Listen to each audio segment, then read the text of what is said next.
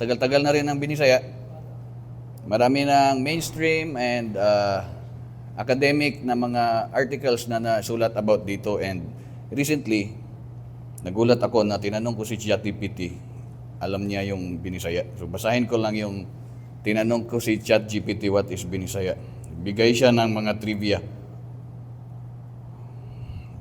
Mga 5. Share ko lang to.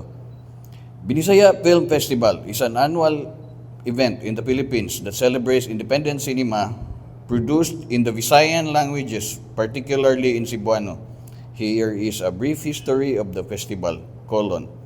Number 1. Inception. The Binisaya Film Festival was founded in 2009 by filmmaker Kit De Lejero and a group of fellow filmmakers and enthusiasts in Cebu City, Philippines. The festival was created to provide a platform for filmmakers producing content in Visayan languages and to showcase the rich cultural heritage of the region through cinema.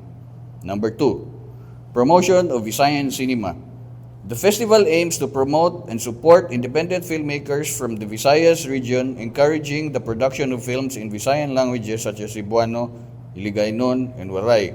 It provides a venue for these filmmakers to screen their work and reach a wider audience. Number 3, cultural exchange. In addition to showcasing Visayan cinema, the Binisaya Film Festival also serves as a forum for cultural exchange and dialogue. Filmmakers and cinephiles from different parts of the Philippines and beyond come together to celebrate the diversity of Philippine cinema and engage in discussions about filmmaking, culture, and society.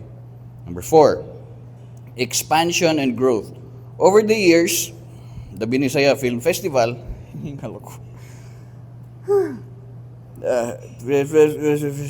has grown in scale and popularity, attracting an increasing number of submissions and attendees. The festival has expanded its reach beyond Cebu City with screenings and events held in other cities in the Visayas region. Number 5, recognition.